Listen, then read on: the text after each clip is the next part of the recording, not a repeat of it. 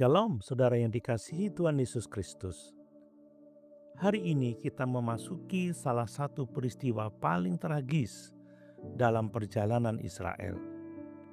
Setelah mengalami kemenangan, penyertaan Tuhan, dan bahkan berkat yang tidak dapat dikutuk, bangsa Israel justru jatuh bukan melalui peperangan besar, tetapi melalui kompromi.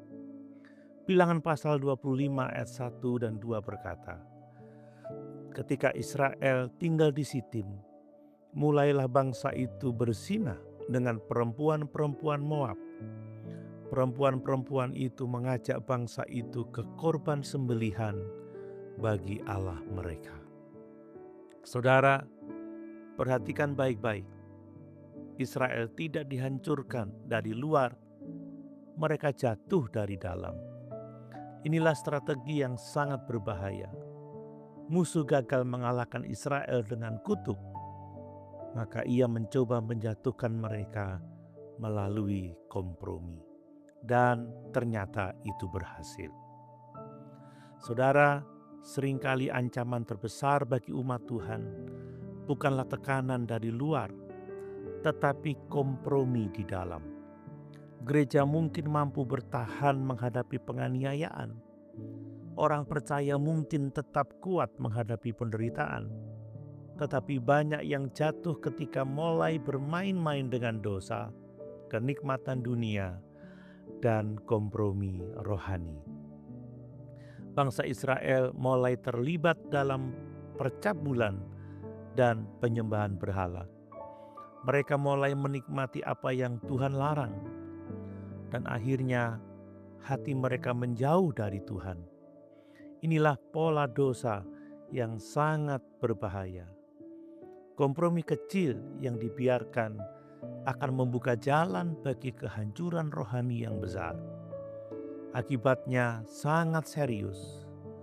Murka Tuhan bangkit dan tulah melanda bangsa itu.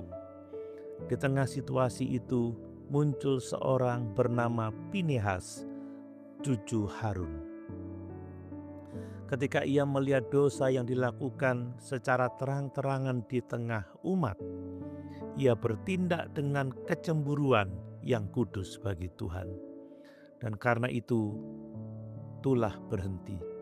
Saudara, tindakan Pinehas seringkali sulit dipahami dalam konteks modern, namun inti rohaninya sangat jelas.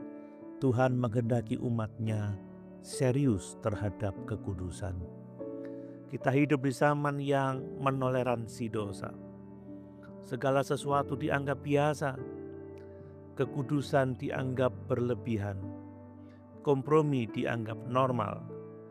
Namun firman Tuhan hari ini mengingatkan, kasih karunia Tuhan tidak pernah menjadi izin untuk hidup dalam dosa. Dalam perjanjian baru, Tuhan tidak memanggil kita untuk membinasakan orang lain seperti Pinehas. Tetapi Tuhan memanggil kita untuk mematikan dosa dalam hidup kita sendiri. Artinya, jangan berkompromi, jangan bermain-main, jangan membuka pintu sedikit demi sedikit. Karena dosa yang tidak dibereskan akan merusak hubungan kita dengan Tuhan.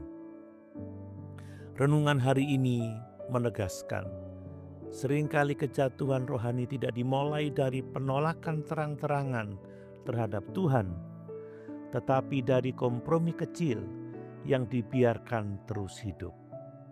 Pertanyaan refleksi bagi kita, apakah ada kompromi dosa yang sedang kita biarkan dalam hidup kita?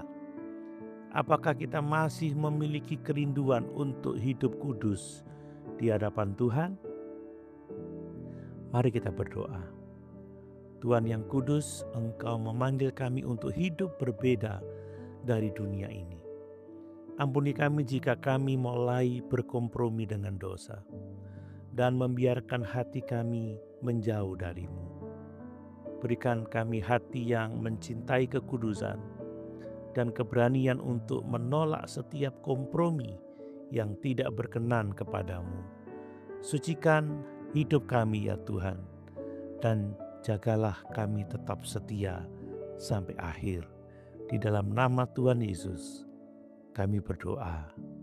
Amin.